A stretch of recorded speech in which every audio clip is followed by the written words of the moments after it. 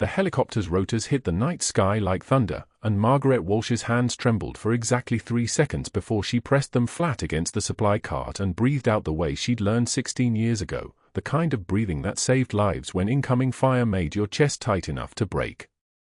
She was just a nurse. That's what she told herself every time the life flight bird landed on Mercy General's roof in San Diego. Just a night shift nurse with 743 days of anonymous peace since she'd walked away from everything. The trembling stopped. Her hand steadied. She returned to the medication drawer and logged the 2 milligrams of midazolam she dispensed to room for 12, her handwriting precise as laser work. The ER smelled of antiseptic and burnt coffee, the fluorescent lights throwing everything into that surgical white that made time feel both faster and slower than it was. Margaret had chosen this hospital specifically for its size, big enough to disappear in, small enough to maintain standards. She'd been working night shift in the emergency department for 6 months, keeping her head down, her paperwork immaculate, her voice soft in the corridors of Mercy General. The kind of nurse nobody remembered because she was the kind of nurse who made sure nobody had to worry. The rotor wash shook the windows in the east wing. Margaret didn't look up. She'd learned that weakness early. The other nurses glanced toward the ceiling, always wondering, always half expecting bad news. Margaret just kept charting. The helicopter descended toward the landing pad above the trauma unit, and she could feel the vibration in her teeth, in her spine, in the place where shrapnel had left a 3-centimeter scar beneath her collarbone. She took another measured breath and continued organizing the supply cart. A trauma alert crackled over the intercom. Multiple injuries, ETA 2 minutes. Trauma Bay 1 and 2. The night shift transformed in an instant. The ER that had been moving at a steady hum suddenly shifted into crisis protocol. Nurses moved with purpose, doctors appeared from the depths of the hospital like they'd been waiting for this exact moment, and Margaret stood with her hands already gathering the supplies that would be needed: rolled gauze, lacerated skin tape, 14-gauge angiocath needles, saline bags marked for immediate use. Her movements were economical. Invisible. The kind of work that looked simple because she'd done it 10,000 times before. But that wasn't why she was really here. She was here because Mercy General's night shift was quiet enough that she could hear herself think. Because San Diego was far enough from Tikrit that she could sleep without the sound of helicopter rotors turning into something that woke her in cold sweats. Because 6 months ago, when the PTSD had finally loosened its grip enough that she could consider existing around other human beings again, this hospital had been hiring and asked no questions about the gaps in her previous employment history. The life she'd chosen was a thin thing, a layer of skin stretched over a lifetime of things she could never unhear, never unsee, never forget. It was held together by routine and careful distance and the discipline of a woman who had learned, the hard way, that the safest person was always the person nobody looked at twice. The ambulance sirens grew louder. Margaret moved into the trauma bay, and her hands stopped trembling. This was the space where training overrode everything else: past, secrets, fear, the way a certain kind of helicopter sound could still make her heartbeat spike. Here, in the clean fluorescent light with a patient who needed her to be exactly what she appeared to be, she became nothing but an instrument of practice and precision. The ambulance pulled up to the bay doors. Paramedics rolled out with practiced urgency. A stretcher wheeled in fast, carrying an unconscious man whose face was a landscape of trauma, deep lacerations across the left side of his jaw, swelling so severe she couldn't make out his features. His clothes were torn, soaked with blood that had dried to a dark rust color. One arm was splintered. His left leg hung at an angle that suggested fracture. The paramedic crew began rapid-fire information transfer like they were reading from a script they'd performed 100 times. Vehicle rollover, single occupant, found unconscious at the scene. Estimated time unconscious 30 to 40 minutes. No identification on the body. Vitals are BP 118/72, heart rate 96, O2 sat 94% on room air. 2 large ball lines running wide open, no active bleeding at transport. Pupils equal and reactive to light. Dr. Hargrove was already there, moving with the kind of authority that came from a man who'd never questioned his own competence. He was tall, mid-50s, with the kind of jawline that didn't need to work for respect because his face had already been doing the work for decades. His hands moved efficiently, assessing, directing. He hadn't been at Mercy General long. Margaret had heard the rumors. Some private hospital in Los Angeles, some administrative restructuring, some lateral move that nobody was entirely clear about, but he'd arrived 6 weeks after Margaret started. "Let's get him up to CT," Hargrove said, his voice the kind of calm that belonged to a man who'd seen enough emergencies that nothing surprised him anymore. "Full trauma protocol. Head, neck, torso. I want to know what we're dealing with before we decide on surgical intervention." Margaret helped transfer the patient from the ambulance stretcher to the hospital gurney, her hands moving automatically, muscle memory and training taking over. She was aware of Hargrove watching her, aware of the way his eyes tracked her movements with a precision that had nothing to do with the patient. He'd been doing that since he arrived, watching the nurses, watching the charts, watching the way Margaret organized her documentation with the kind of care that most people reserved for things that mattered. "I'll handle intake," she said quietly, the kind of neutral statement that belonged to someone who was simply offering to do her job. Hargrove nodded without looking at her. "Get his belongings catalogued and secured. Full inventory. I want to know everything that comes off him." It was a standard order. Routine. The kind of thing that happened with every patient who came through the door without identification. But there was something else in his voice, something that made Margaret's trained ear register it as more than just instruction. He was testing something. Watching to see how she responded. She simply nodded and wheeled the patient's personal items into the secure storage area. The hospital kept a safe for valuables, a practice that had nothing to do with safety and everything to do with liability. Margaret pulled out the inventory form and began the meticulous process of documenting what the unknown man had been carrying when he arrived. A wallet. She opened it. No ID. No driver's license. No credit cards. Just $247 in cash and a photo of a woman in a military dress uniform, laughing, with her arm around a man in matching dress blues. The woman looked like she could break someone in half. Margaret set it aside and continued. A watch. A Sunto tactical model, the kind used by military personnel. Waterproof, durable, designed to survive things that regular watches couldn't. She logged it carefully. Sunto watch, appears functional, no damage. Time displayed, 22:53. And then she found the boots. They were worn, the leather cracked in places from years of use. The laces were military issue, the soles embedded with sand that had probably come from a desert on the other side of the world.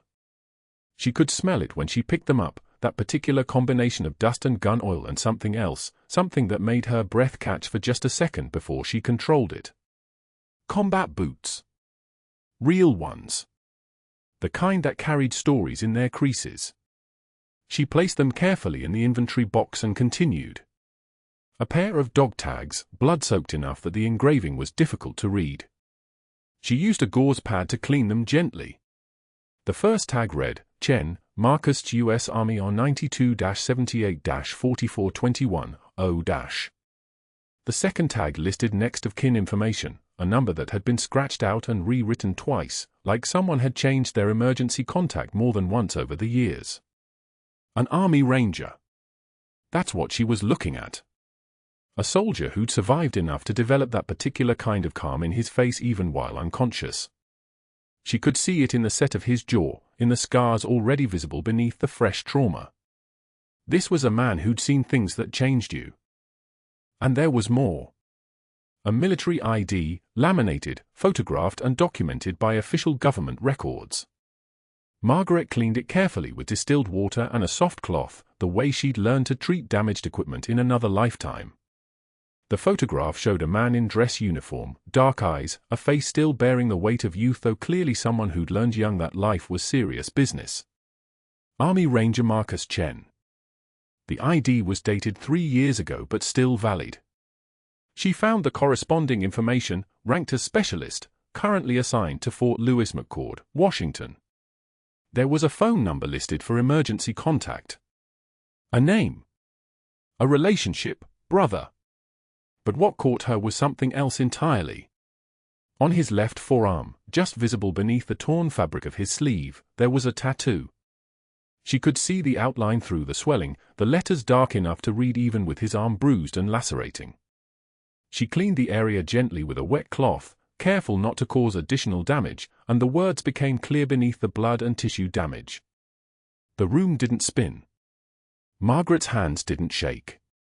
The trembling, when it came, was so slight that only someone trained to recognize it would notice, and no one in the hospital was. Her breath simply stopped for a moment, not long, not obviously, just long enough to reset her nervous system the way she'd been taught to do when incoming fire made your vision tunnel. 15 years. Tikrit. The patrol base called Forward Operating Base Shank. A convoy that got hit with an IED that shouldn't have detonated, that they'd already cleared twice. A young Army Ranger with his arm nearly severed at the elbow, shock setting in fast, blood loss accelerating toward the terminal point. And a Navy officer who was supposed to be providing perimeter security but instead took her surgical scissors and made a decision that technically violated her scope of practice and saved his life anyway. She'd never known his name. The chaos of evacuation and combat medicine meant that everyone was just the next critical patient, the next life that needed holding together long enough to reach the next level of care. They'd helicoptered him out on medevac to Tikrit Hospital, and she'd never heard from him again, never knew if he made it beyond the first 48 hours, never knew if the decision she'd made in a burning tent saved him or just delayed the inevitable. Until she found his military ID on an unconscious man with his face too damaged to recognize, but with her maiden name tattooed on his skin where his heart was supposed to be.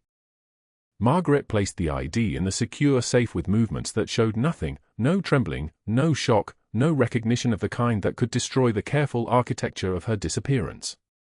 She documented everything in her precise handwriting. Date received. Time documented. Full inventory logged. Chain of custody maintained.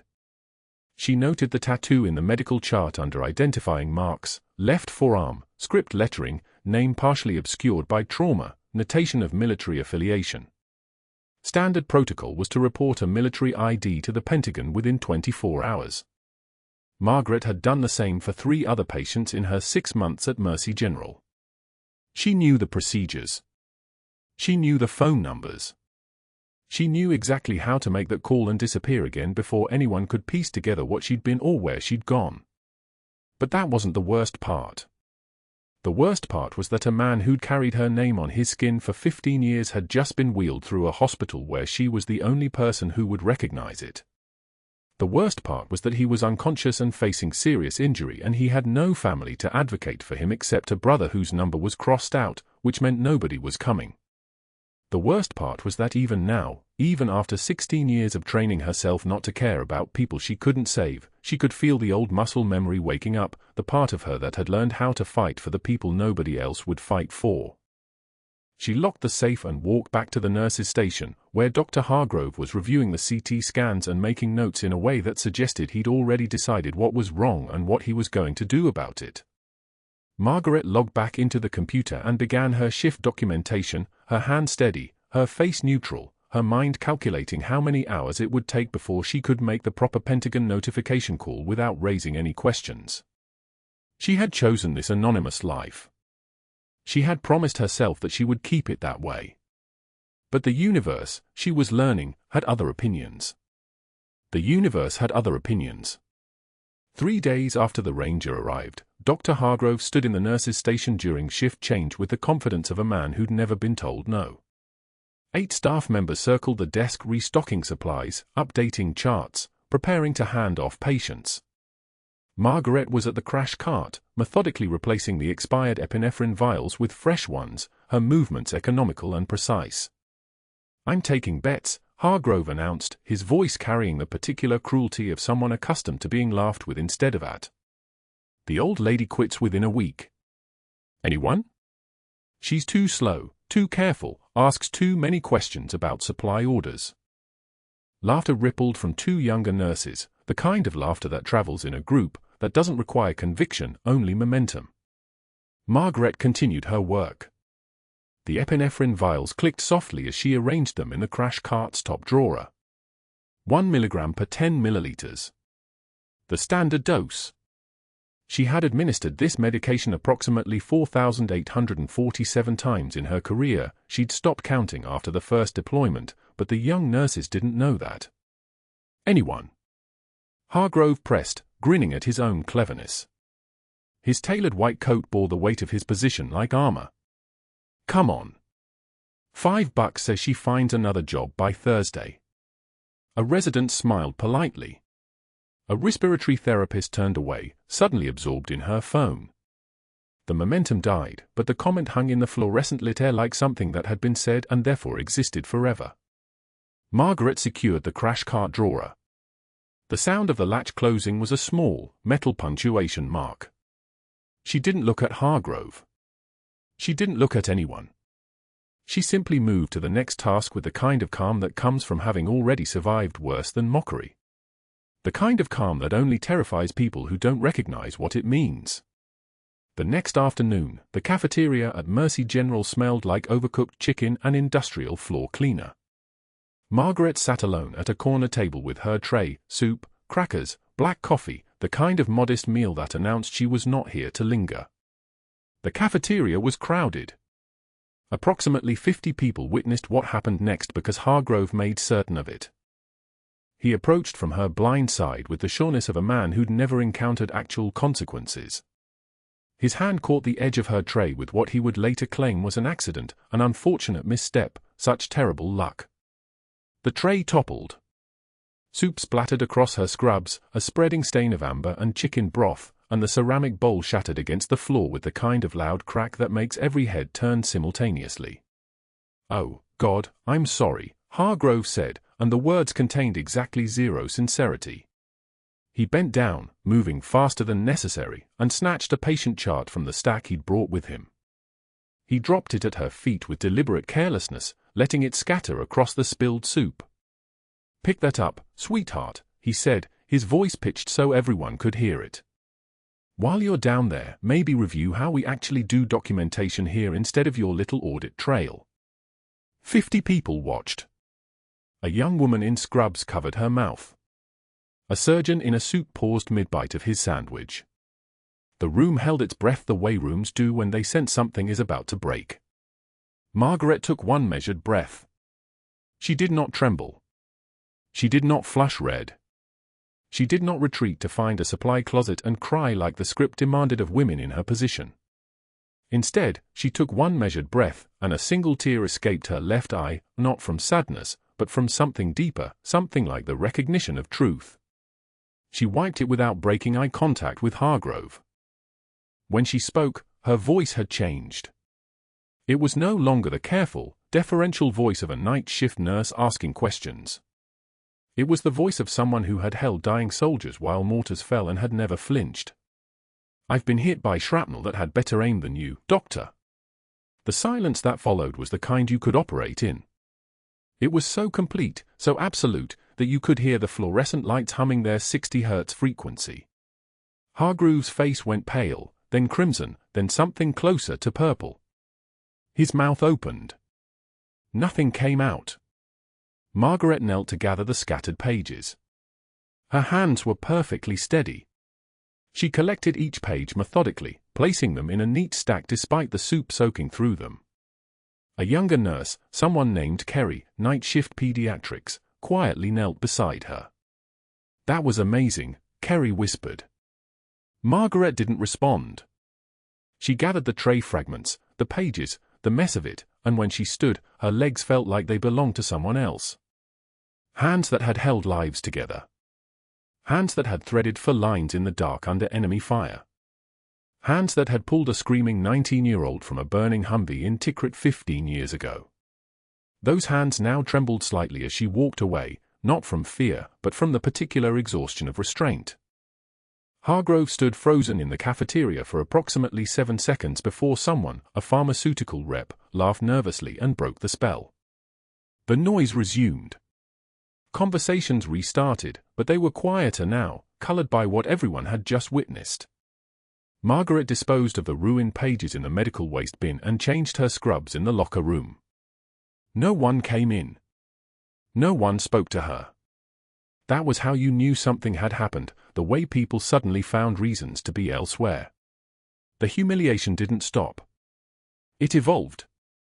Over the next 48 hours, Hargrove escalated from social sabotage to strategic moves. He assigned Margaret double shifts on weekends, the kind of scheduling that left no room for recovery. He placed her on the unit's worst rotations, trauma call at 3 a.m., end-of-life care with minimal support, discharges during the busiest hours. He CC'd hospital administration on emails criticizing her excessive documentation time and inefficient patient organization practices. Each email was carefully worded to sound professional while suggesting that Margaret was the problem, that she was the one slowing things down. Margaret never responded. Never complained. She simply absorbed each assignment and performed it perfectly, which seemed to infuriate him more than if she'd fought back. On the third night, Hargrove made rounds and stopped outside room 7, where the Ranger slept deeply, still unconscious, his chest rising and falling in the rhythm of machines. Margaret had arranged his belongings with meticulous care, his wallet, his keys, the battered pair of combat boots she'd found in his locker position beneath the visitor's chair. Something about those boots nagged at her. The leather was creased in patterns that suggested thousands of miles, the kind of wear that came from real use, from weight and terrain and purpose. "Grandma Walsh," Hargrove said loudly enough for the nurses at the desk to hear, "why are you spending so much time organizing one John Doe's junk? Those disgusting old boots taking up space in the supply closet, all this inventory time on a patient with no identification." Margaret continued writing the patient's vitals in the chart. 0800 hours, BP 128/82, heart rate 62, O2 saturation 98% on room air. Everything stable. Everything normal. "Those aren't in the supply closet," she said quietly. "They're under the visitor's chair. They belong to the patient." "They belong in the trash," Hargrove replied. "Get rid of them. And stop wasting unit time on." "His name is Marcus Chen," Margaret said, and the words escaped before she could stop them. The room went so quiet you could hear the ventilator wheeze its mechanical rhythm. Hargrove's eyes narrowed. "Excuse me." Margaret kept writing. Her hand was steady. "His military ID. I found it with his personal effects during intake. His name is Marcus Chen. Army Ranger." She had violated protocol immediately by not reporting the ID to the Pentagon within the proper timeframe. She should have called 3 days ago. The notification window was approaching its 30-day limit, and she delayed because of Hargrove's constant surveillance, because she sensed he was looking for any excuse to move against her. Now she'd admitted she had the ID without filing the proper report, and she could see the calculation happening behind Hargrove's eyes, the understanding that he could use this against her. "You've been holding on to military identification without filing the required documentation," he said slowly, testing the words, tasting them. "That's a serious protocol violation, Margaret. Very serious indeed." She returned to the chart. She had done her job well enough to be valuable, which meant she was doing it well enough to be dangerous. Hargrove had recognized her meticulous charting habits weeks ago, had understood that a person who documented this carefully, who questioned supply orders, who paid attention to details, was a threat to a man who'd been systematically inflating patient billing codes and splitting kickbacks with a medical supply contractor for 3 years. The kickbacks were approximately $847,000 annually. Hargrove had a mortgage on a $3.2 million home in Pacific Beach. He had a mistress in a downtown condo he paid for with cash. He had a gambling problem that cost him $12,000 a month. The hospital's billing discrepancies were the only thing keeping him solvent. And Margaret Walsh noticed everything. That night, Margaret stayed late again, as she had every night since the Ranger arrived. She checked his vitals manually, listening to his chest with her stethoscope, feeling his pulse, assessing his neurological responses with the practiced efficiency of someone who'd done this work for 23 years. His color was good. His breathing steady. But something about his history nagged at her. She'd seen his chart, of course, trauma admission, unconscious, massive facial trauma, unknown etiology. His belongings had been minimal. The boots. The wallet with $43 and a Nevada driver's license.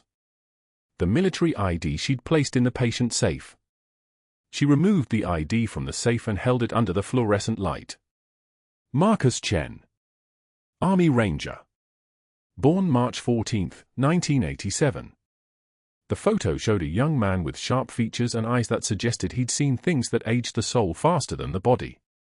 She searched her memory, running through thousands of faces, thousands of names, the roster of people she'd saved and people she couldn't save, the ghosts that still visited her at 3 a.m. An alarm sounded. Room 7. The monitor screaming. Margaret's heart did something complicated in her chest, a skip, a lurch, something between recognition and dread. She was moving before she fully understood what the alarm meant, the military ID still in her hand, moving toward his room with the particular speed of someone who already knew what was happening. BP 87/54 and dropping. Heart rate 148. O2 saturation falling from 96 to 92 to 88.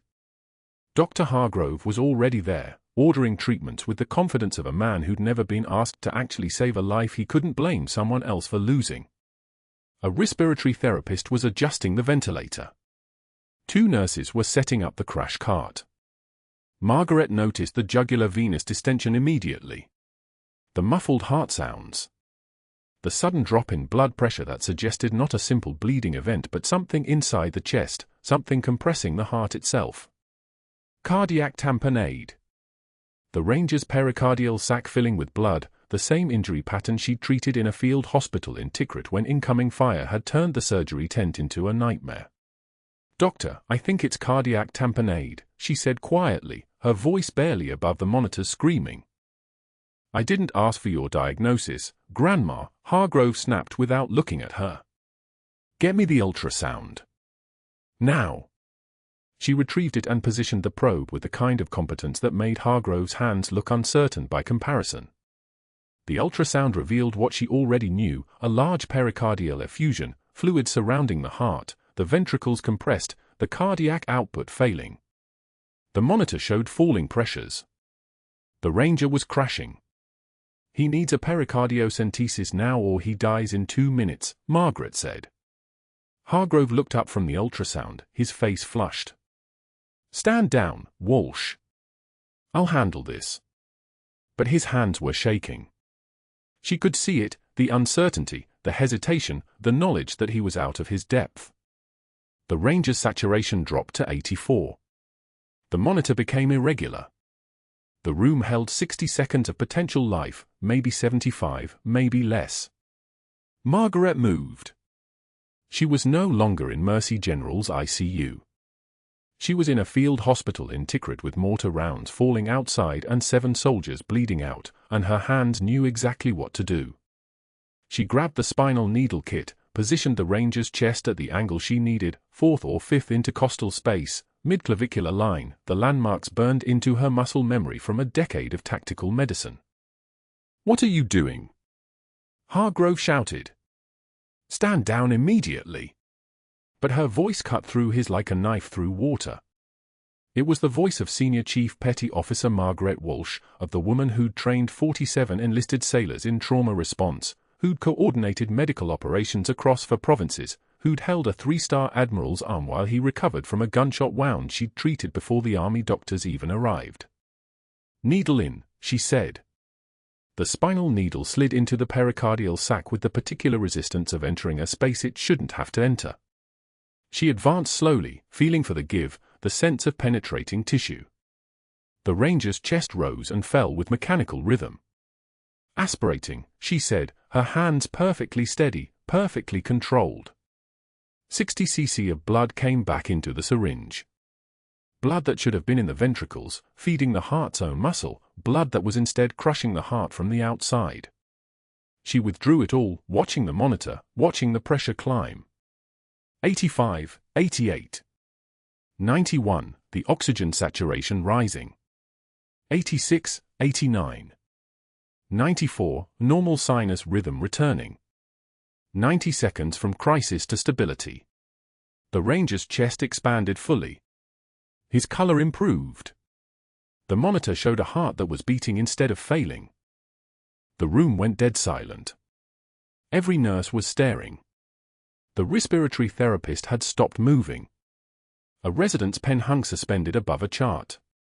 Dr. Hargrove's face had drained entirely of color, then flushed to something approaching crimson. "You just practiced beyond your scope," he said slowly, measuring each word like they were poisons. "That's grounds for immediate termination. You're a nurse, Margaret. Not a doctor. What you just did was illegal, and I have 6 witnesses." Margaret looked at her hands. They were perfectly steady. There was no tremor, no shake, no sign of what had just moved through them. She looked at the Ranger's monitor, at his vitals, at the life that was continuing to exist because her hands had remembered something her mind had been trying to forget. And she understood, with perfect clarity, that she had exposed herself. She had revealed something that couldn't be hidden anymore. The military ID was still in her other hand, the one at her side, the one hidden by her body from everyone except the monitor and the unconscious Ranger and time itself. Hargrove was already moving toward the door, his phone in his hand, his expression containing the particular satisfaction of a man who'd finally found the leverage he needed. "Security," he said into the phone. "I need an escort to remove an employee immediately. This is a criminal matter." Margaret stood perfectly still, holding the Ranger's hand, feeling the pulse return to his wrist under her fingers. His eyes remained closed. He had no idea who'd just saved him.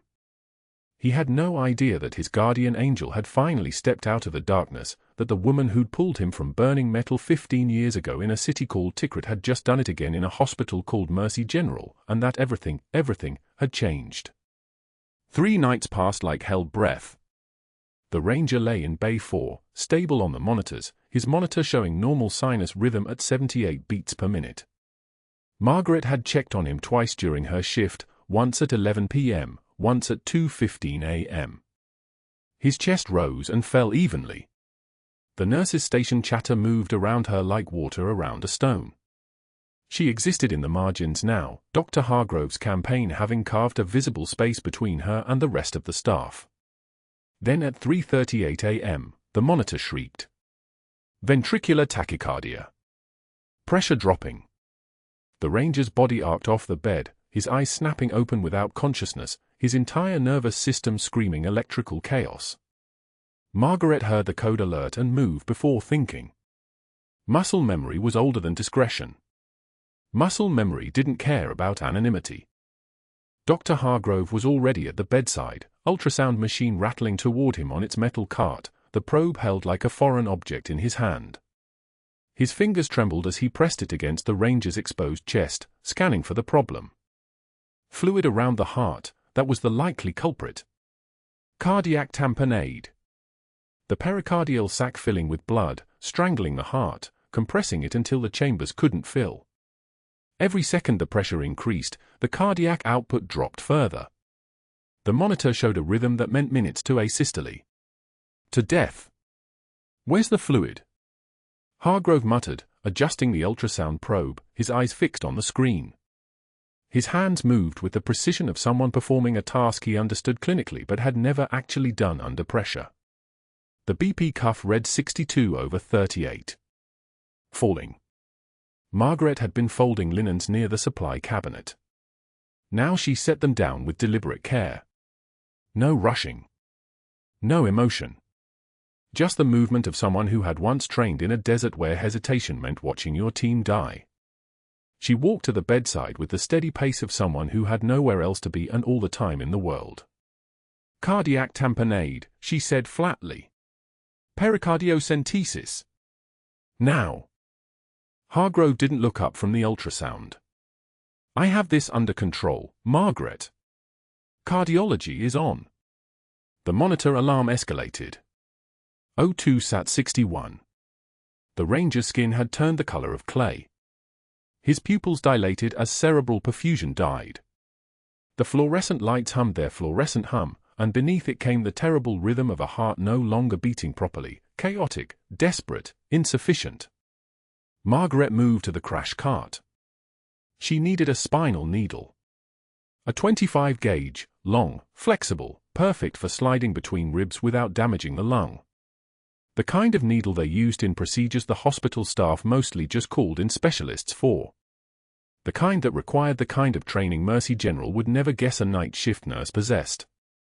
"What are you doing?" Hargrove's voice had sharpened. "Step back." She was already moving. Second intercostal space. Midclavicular line. The landmarks were the same as they'd been in Tikrit, in a forward operating base surgery tent, in the body of a bleeding Marine who'd been hit by shrapnel the size of a coffee can. She prepped the site with alcohol, the sharp antiseptic smell rising between them like a ghost. Gloved hands. Single motion. She found the space between the ribs with the precision of someone whose hands remembered what her mind had spent 15 years trying to forget.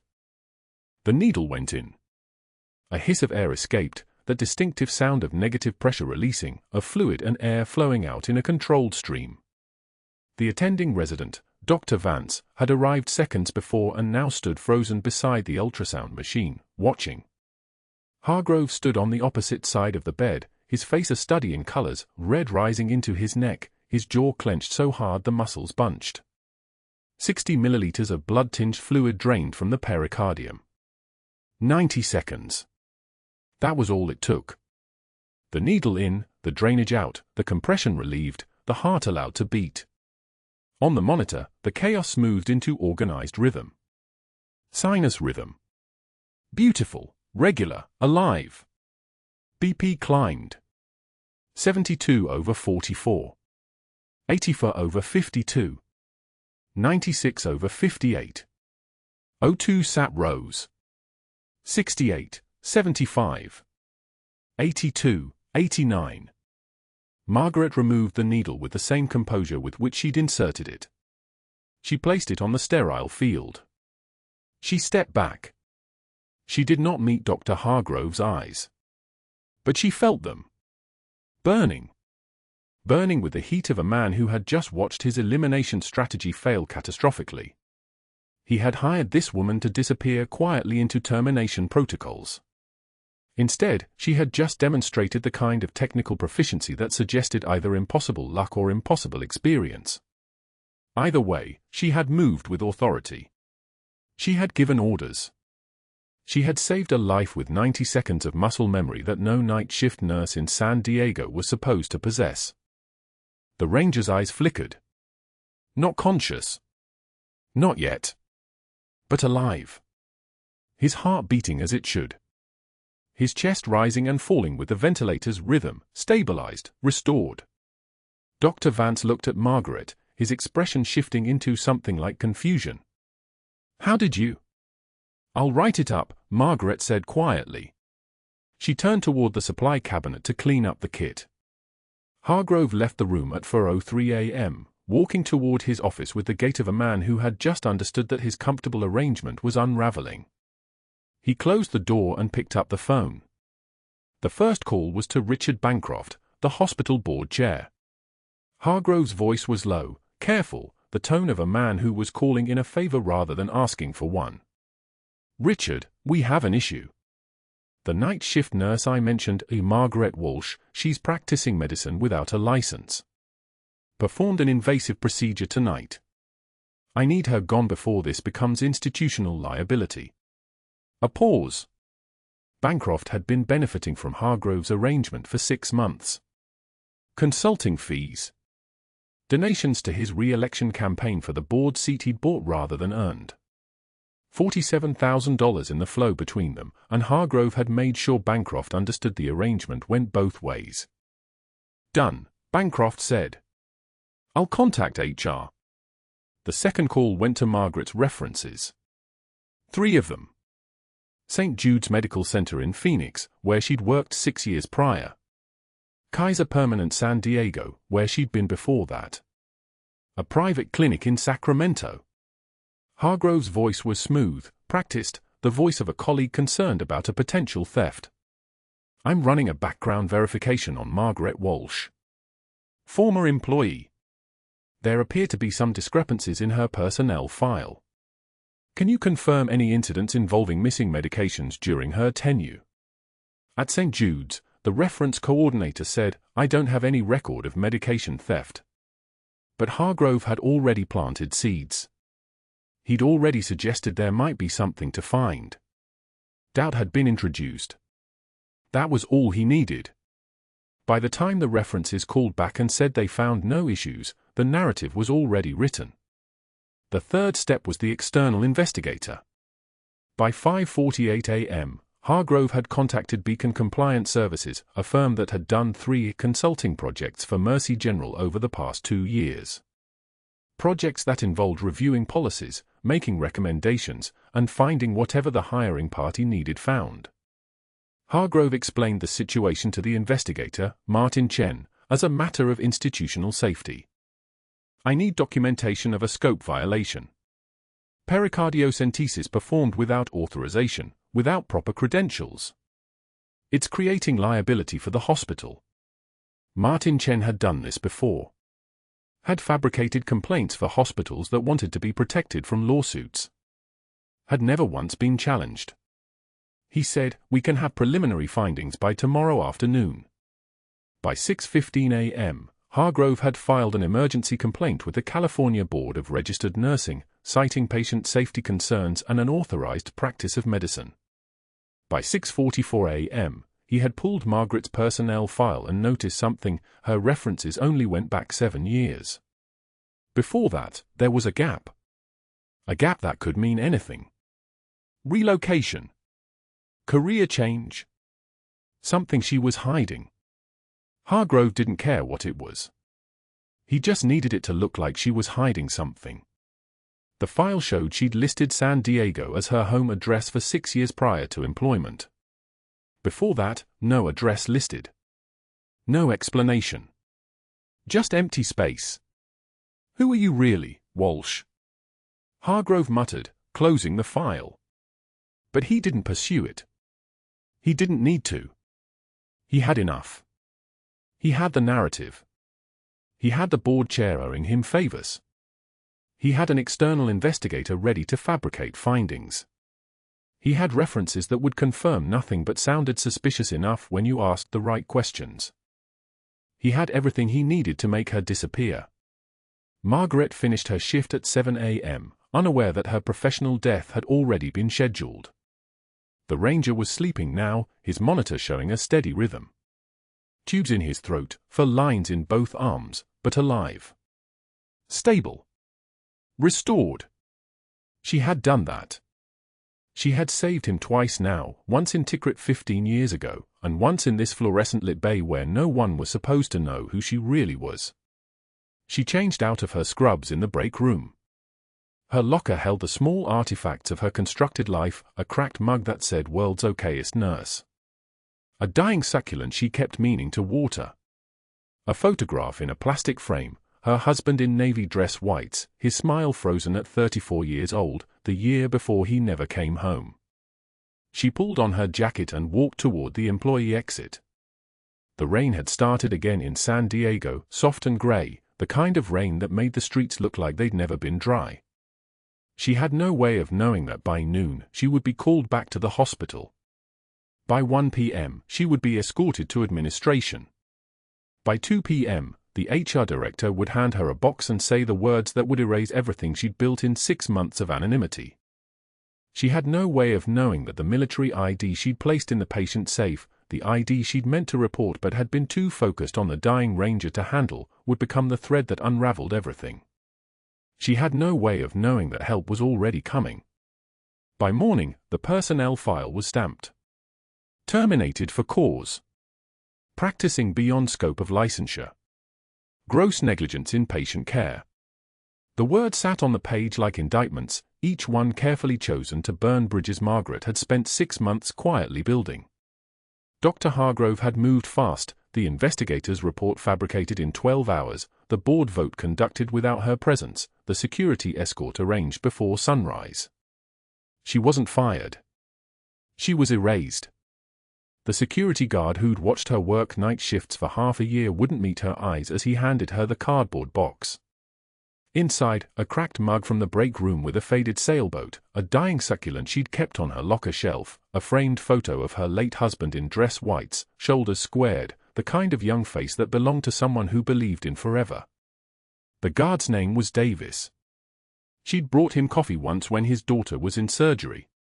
Now he was just following protocol.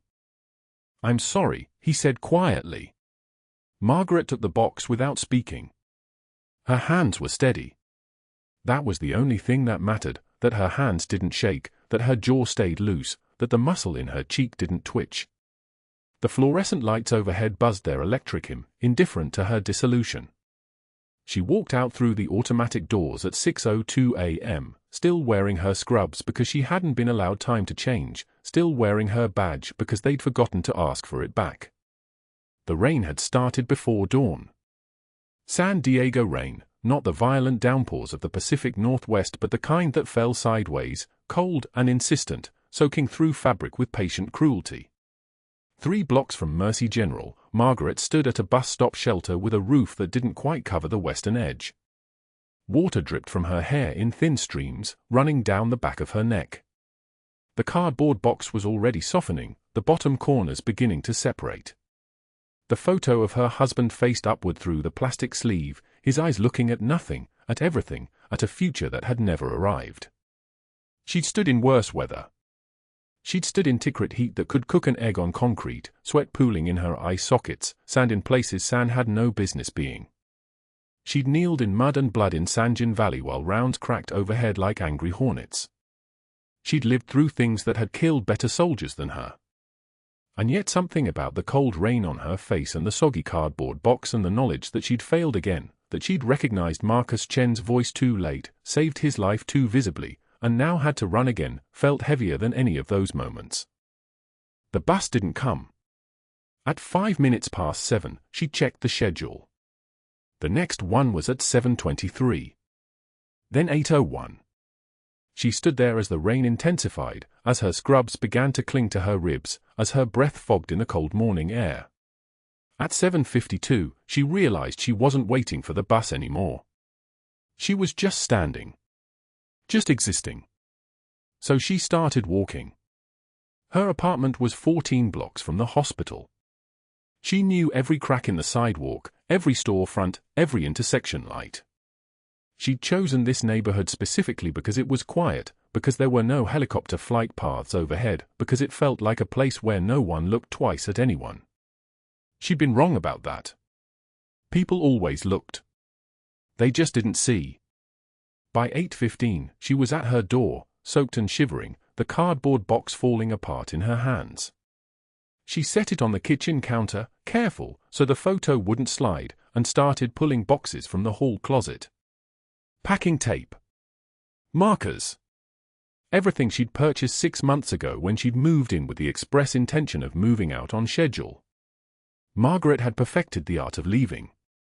She'd done it in San Diego before, twice in Washington State, once in Colorado Springs.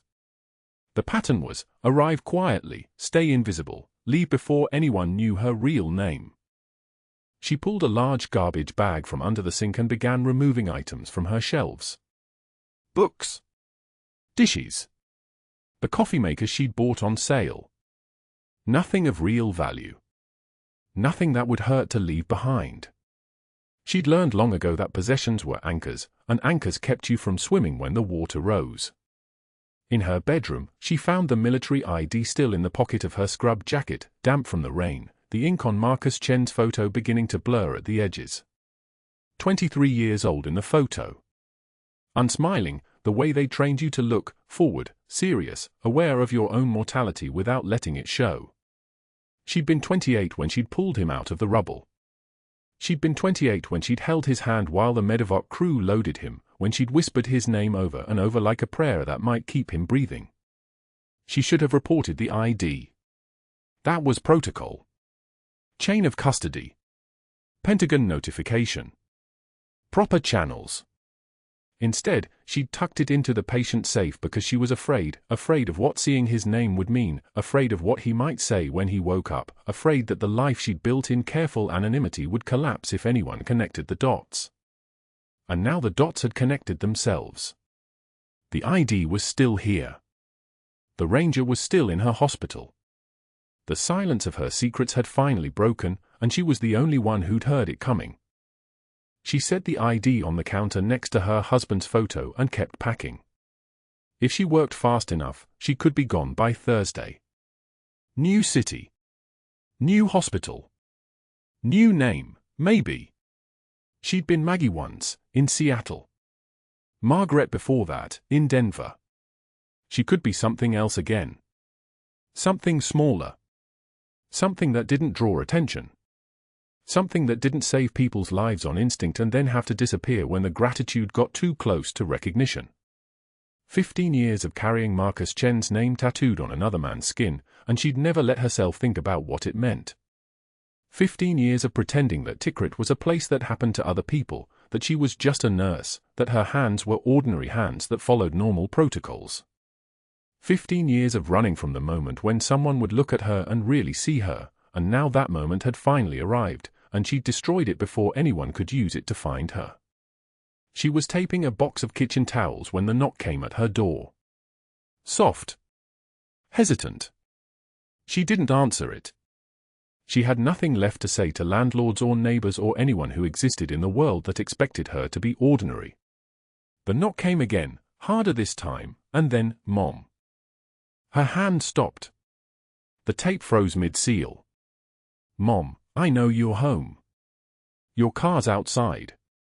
She didn't move.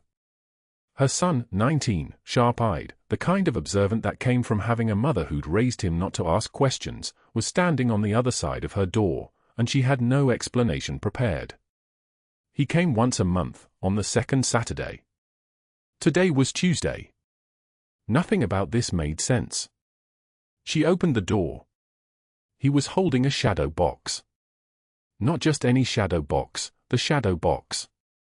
The one she'd hidden in the climate-controlled Unit 2 neighborhoods over, the one she'd rented under a false name, the one she'd kept precisely because she knew that someday she'd need to disappear and she couldn't leave it behind. Inside, under thick glass, a navy cross with its powder blue ribbon. 2 bronze stars. A silver star. Medals that represented days she never talked about, moments she'd spent 15 years convincing herself had happened to someone else. Mom. His voice was shaking. His hands were shaking. They need to see these. No. She said it the way she'd said it to dying patients, the way she'd said it to helicopters roaring overhead, absolute, final, a door slamming shut. I'm not going back there. The hospital's going crazy. There are Pentagon officers in the lobby. FBI. They have his military ID, the Ranger's ID, and they traced everyone who accessed his records. Your name came up. They're looking for you. Margaret felt something shift in her chest, a tectonic plate moving beneath her ribs. The military ID. Of course. The chain of custody. The hospital wouldn't have just filed it away. Someone would have been searching for the Ranger's next of kin, finding his address, his emergency contact, and in that search, they would have discovered that Margaret Walsh, registered nurse, was the last person to handle his identification. The Pentagon would have noticed. The Pentagon noticed everything. Who is he? Her son asked, and his voice sounded young in a way she'd spent 19 years trying to protect him from knowing. Mom, the soldier woke up. He's asking for his guardian angel. He has a name tattooed on his arm, Walsh. Your maiden name. Who is he? Margaret looked at her son, really looked at him, the way she'd been afraid to look at anything for 15 years, and understood that the time for running was over. There was nowhere left to go. Get in the car, he said, and it wasn't a request. It was the voice of someone who'd inherited her ability to command, to lead, to make decisions that other people would follow without hesitation. He gripped the shadow box like it was evidence at a crime scene, and he walked to her bedroom and came back with her jacket, her keys, her phone. We're going back to Mercy General. The rain was heavier now. By the time they pulled into the parking lot, it was falling like judgment, each drop carrying the weight of all the years she'd tried to be invisible. Margaret sat in the passenger seat with her hands folded, watching the automatic doors that had released her 6 hours ago open again, waiting to swallow her whole. The lobby doors slid open and Margaret stepped through them like walking back into a courthouse where the verdict had already been read. Rain dripped from her jacket onto the marble floor, and the afternoon light cut through the glass panels at angles that made everything look fractured. Behind her, her son clutched the shadow box against his chest, his breathing still ragged from the drive. Neither of them moved far past the entrance. They didn't need to. The lobby erupted. Pentagon officers in dress blues stood near the information desk. FBI credentials hung from 2 agents' necks. A Navy SEAL captain, tall enough to command the oxygen in the room, presence like a gravitational field, stood reviewing Margaret's personnel file with the expression of someone reading confirmation of something they'd suspected all along. Nurses clustered near the cafeteria entrance. Security guards who'd escorted her out that morning now looked uncertain, whispering to each other. The hospital board chair stood to the side, phone in hand, face the color of old concrete. The SEAL captain looked up. His eyes found Margaret's across the lobby, across the sudden silence that pressed against eardrums like altitude. Senior Chief Walsh. Not a question. A confirmation. Margaret's son stepped forward, feet echoing on tile. His voice cracked, the voice of a teenager finally understanding his mother was never who he thought she was. My mom is Senior Chief Petty Officer Margaret Walsh. The words tumbled out as if speaking them aloud would make it real, make it stick. She's been serving in the Navy for, he looked at her, uncertain. 23 years, Margaret said quietly. Her voice hadn't changed, but something behind it had a weight, like that moment when a helicopter lifts off and gravity releases you. The SEAL captain stood at attention. When he spoke, his voice carried through the lobby with the precision of a command that didn't invite questions. Senior Chief Margaret Walsh received the Navy Cross for her actions in Tikrit 15 years ago, where she saved 7 lives under direct fire in circumstances that would have broken most people into pieces. He paused, let that land. One of those lives was Army Ranger Marcus Chen, the patient she saved yesterday during a cardiac emergency at this facility. She also earned a Silver Star for extracting a high-value target under direct fire in the same engagement. The captain's eyes moved to her son. Your mother is a decorated combat veteran. She has spent the last 6 months pushing medication carts because she decided she needed to heal quietly. That choice ended yesterday when she saved a man's life using skills she learned the hard way. The hospital board chair's phone fell from his hand. An FBI agent, woman, mid-40s, face like someone who'd seen too much to be surprised by anything, stepped forward with a folder thick enough to anchor paperwork. We've been investigating Dr. Richard Hargrove for 6 months on suspicion of insurance fraud. Senior Chief Walsh's meticulous charting practices created a documentation trail that exposed discrepancies in patient billing codes. She opened the folder.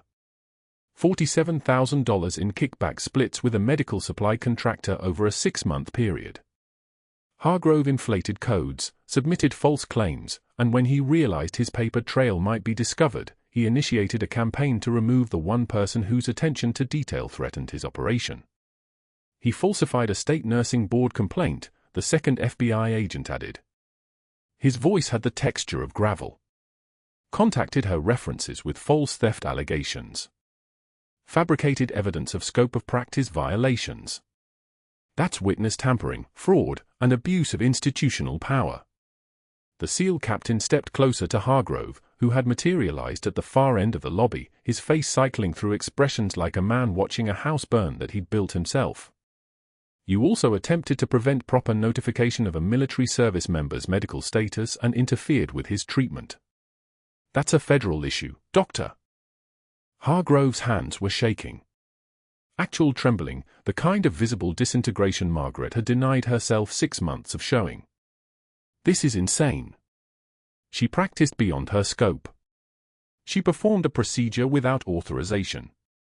She performed a procedure she's done 347 times in theater, the SEAL said, and his voice had taken on an edge like folded steel. While you fumbled with ultrasound equipment you don't know how to operate. Your competency review from 2 years ago noted that you struggle with bedside procedures. A nurse gasped. Someone near the cafeteria pulled out a phone. The hospital security chief, the one who'd handed Margaret her termination box that morning with genuine sympathy in his eyes, walked toward Hargrove carrying an identical cardboard box. His expression was carefully neutral, but there was something in his step that suggested satisfaction held just below the surface. He set the box down in front of Hargrove with the gentleness of someone placing a bomb. Your personal belongings, Doctor. And I believe you know the way out, sir. The automatic doors that Margaret had watched close behind her 6 hours ago now stood ready to close behind someone else.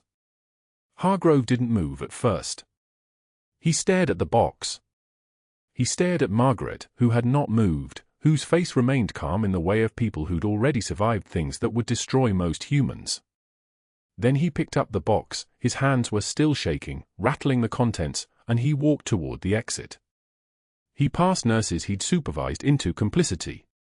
He passed doctors he'd manipulated. He passed the board chair who would now spend the next 6 months cooperating with federal investigators. The automatic doors slid open. He stepped through. They slid closed behind him with a sound like a period at the end of a sentence. Margaret stood in the lobby light, and something in her shoulders released, not collapsed, but released, like breath you've been holding for 6 months finally being allowed to escape. The SEAL captain touched her elbow. The gesture was respectful, the touch brief but significant. Senior Chief, there's someone who's been asking for you since he woke up 3 hours ago. Says he has something to show you. He gestured toward the ICU corridor. Room 7. His stable. Asking for his guardian angel. The words landed differently now, weighted with context, heavy with years. Margaret and her son followed the captain through corridors that smelled of antiseptic and something else, something like hope, if hope had a smell. The ICU hummed with the ambient sounds of recovery, monitors beeping their rhythms, ventilators cycling, the soft movements of nurses checking vitals. Room 7 had its door partially open, afternoon light spilling across the floor. Marcus Chen lay in the hospital bed, and the bandages across his face couldn't hide the fact that he was crying. He raised his left forearm as Margaret approached, and even from the doorway she could see the faded tattoo, stretched and aged but still readable, Walsh, M.Y. Guardian Angel. His voice was rough from the breathing tube, but clear. I looked for you. After Tikrit. I looked for years. Margaret stepped closer. Her son remained in the doorway, watching his mother's face shift into an expression he'd never seen before, not happy exactly, but relieved in a way that suggested she'd finally found something she'd been searching for without knowing it. I wasn't ready to be found, Margaret said.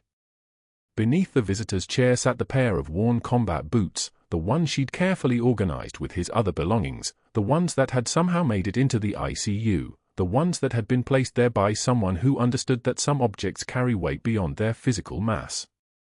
Her son gripped the shadow box tighter. The medals inside, 2 bronze stars, a silver star, the Navy Cross itself, suddenly made sense.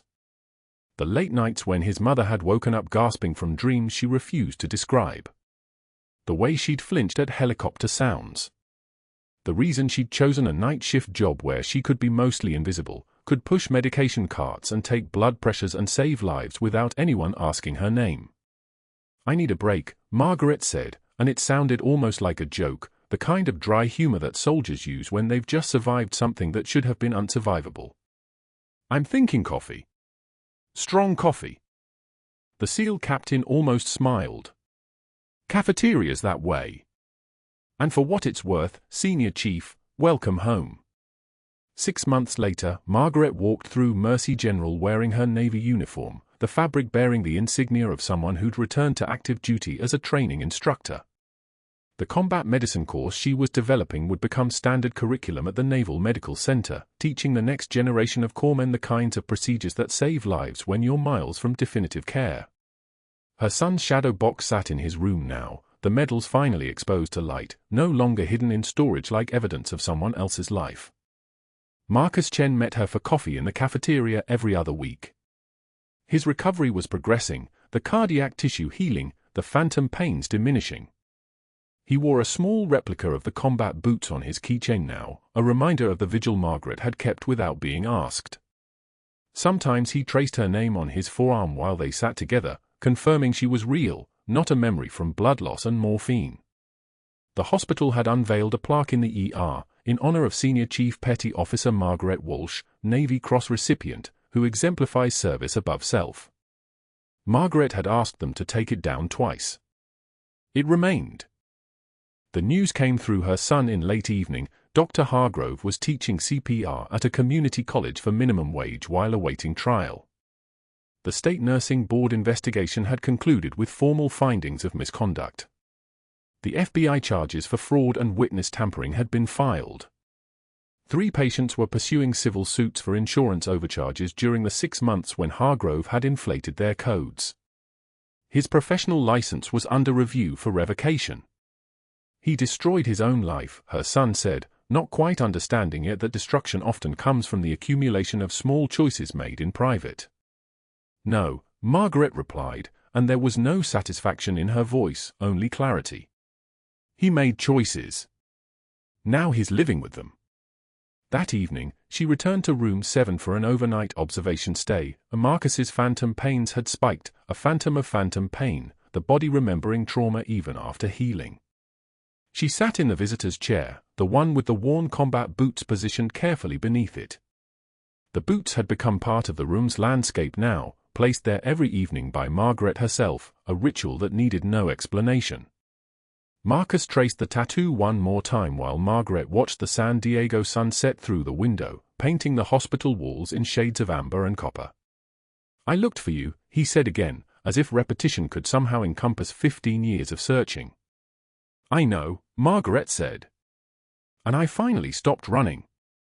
The military ID that had triggered everything, the piece of identification that had forced Margaret to save his life, had forced her cover to shatter, had exposed a villain and set wheels in motion, now sat in Marcus's wallet, returned to its owner, a small metal card that had connected 2 people across time and circumstance. Heroes walk among us. Sometimes in scrub saving lives in the dark.